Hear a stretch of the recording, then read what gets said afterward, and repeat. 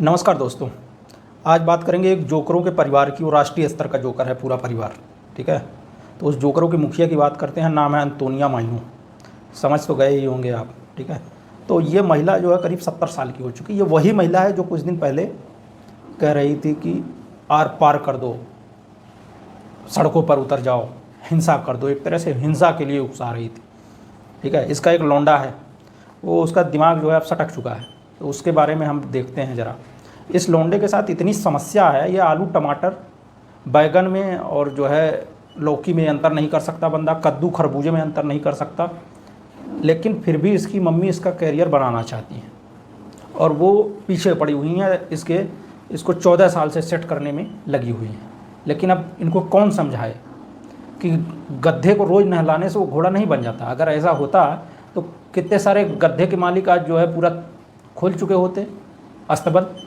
ये पॉसिबल नहीं है ना। इस महिला की सत्ता चली गई, लेकिन अभी भी इसके अंदर गर्मी इतनी है, सत्ता की हनक इतनी है कि इनको समझ में ही नहीं आ रहा। उसी तरह जो है पत्रकारों को टारगेट किया जा रहा है, जो भी छोटे मोटे नेता हैं उनको सैक कर लिया जा रहा है। आप देख लीजिए सचिन पायलट के साथ क्या हुआ, सिंधिया के साथ क्या हुआ। ये लोगों ने सत्ता को अपने चौखट की रखेल बना के रख दिया। अब ये सब नहीं चल पाएगा। पब्लिक समझ चुकी है। अब तुम खेलो सत्ता सत्ता, पब्लिक समझ रही है, तुमको अच्छी तरह समझ रही है। बेटा तो इनका जो होना था उसका हो चुका है, उसके बारे में अब ज़्यादा बताने की ज़रूरत है नहीं। पूरा राष्ट्रीय नमूना घोषित हो गया है। अब उसकी पुत्री हैं, अब ये भी नया नया मैदान पर उतरी हुई हैं और रोज़ ट्विटर पे आ जाती हैं और वही पुराना राग, योगी जी धीरे धीरे, योगी जी धीरे धीरे, ठीक है। और ये महिला बिल्कुल वही चाहती है जो केजरीवाल दिल्ली में बना हुआ है। वो दिल्ली का प्रधानमंत्री है, ये यूपी का प्रधानमंत्री है। आप बिल्कुल सही सुन रहे हैं। ये लोग मुख्यमंत्री थोड़े ही बनते हैं, ये पूरा प्रधानमंत्री अपना पूरा जो है पीएमओ ऑफिस बनाना चाहते हैं। ये अपने आप को किसी प्रधानमंत्री से कम नहीं समझते हैं। इन लोगों की जो हरकतें हैं, इनको ये लग रहा है कि इस स्कूटी पे बैठ जाएंगे, उस स्कूटी पे बैठ जाएंगे, लखनऊ की गलियों में 2-4 राउंड मार लेंगे, ट्विटर पे हम कुछ उल्टा पुल्टा बकलोली कर देंगे तो लोग जो है हमारी सरकार बना देंगे। अब ये सब नहीं चल पाएगा। ये सब बहुत थके हुए लोग हो तुम लोग। ये राजनीति आप लोगों की थकी हुई राजनीति है। आजकल का युवा इस सब चीज़ों को सुनने को तैयार नहीं है। मनोरंजन के साधन बनकर रह गए हो।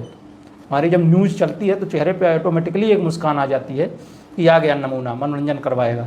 और एक तुम्हारी पार्टी पूरा मनोरंजन करवा रही है देश का, और दूसरा मनोरंजन पाकिस्तान से हो जाता है। वो भी मीडिया वाले कवरेज करते हैं और फुटेज मिलती है तभी तो कवरेज करते हैं। पब्लिक को मज़ा आता है तुम लोगों की नौटंकी देखने में, लेकिन नौटंकी वाला ही बनकर रह गए हो। अब सत्ता में ये लोग आ नहीं सकते। पिंकी तो बीच बीच में बिल्कुल थक जाती है बेचारी पॉलिटिक्स करते करते, तो उसको अचानक से याद आ जाता है। तो पता चला बीच में ही अपनी चुनावी कार्यक्रम छोड़कर विदेश चली गई। कुछ दिन बाद वहाँ से फिर निपट के आई, फिर 2-4 ट्वीट 2-3 दिन मारा दिल्ली से, फिर आ गई यूपी में। अब इस तरह से ये लोग राजनीति जब तक करेंगे तब तक इस देश को विपक्ष कहाँ से मिल पाएगा। और विपक्ष की ज़रूरत है। ये लोग विपक्ष में जो है टिकने के काबिल बचे नहीं हैं। पब्लिक 10% सीटें देने को तैयार नहीं है। ना केंद्र में रह गए हैं और ये ना स्टेट में ये थे कभी। तो पूरा ये जो है भैंसों का तबेला खुला हुआ है। और जितने थके हुए नेता हैं, चाहे मध्य प्रदेश में हो चाहे राजस्थान में, सिर्फ इन्हीं लोगों को सत्ता क्यों मिलती है? आपने कभी सोचा है? उसका रीज़न बहुत सिंपल सी है। जब एक युवा और काबिल नेता को आप सत्ता देते हैं तो उसकी एक अपनी क्रेडिबिलिटी होती है, उसकी एक अपनी स्ट्रेंथ होती है। तो इनको इसी बात का डर है कि फ्यूचर में अगर ये लोग उन स्टेट्स में इस्टेब्लिश होते हैं, कोई बात होती है, तो ये लोग पार्टी को तोड़ सकते हैं या फिर राहुल गांधी के कॉम्पिटिटर के तौर पर जो है उभर सकते हैं। इसलिए आप हमेशा नोटिस करिएगा, ध्यान करिएगा, किसी भी युवा नेता को ये लोग आगे बढ़ने नहीं देंगे। इसलिए अब ये बहुत ही ज़रूरी हो गया है कि ये पार्टी अब मर जाए। इसका मर जाना ही सबसे उचित होगा, देश हित में होगा। इन लोगों ने किया क्या है? कभी चाइना के खिलाफ़ या पाकिस्तान के खिलाफ़ कभी देखा है लोग कभी खुल के खड़ा हुए हों? क्या भाई ऐसा क्या चलता है? चाइना के जासूस आके मीटिंग कैसे कर लेते हैं, सबको समझ में आता है। अब इस तरह की चीज़ें चल नहीं पाएंगी, ठीक है। आप लोग इनको बस ध्यान से देखिए, सब समझ में आ जाएगा। इन लोगों की जो हरकतें हैं वही बिल्कुल चार्ली चैपलिन से भी बड़े एक्टर ये लोग दिखाई पड़ते हैं। अब इन सब चीज़ों से राजनीति नहीं चल पाएगी। धन्यवाद मित्रों, वीडियो को पसंद आए तो शेयर करिए।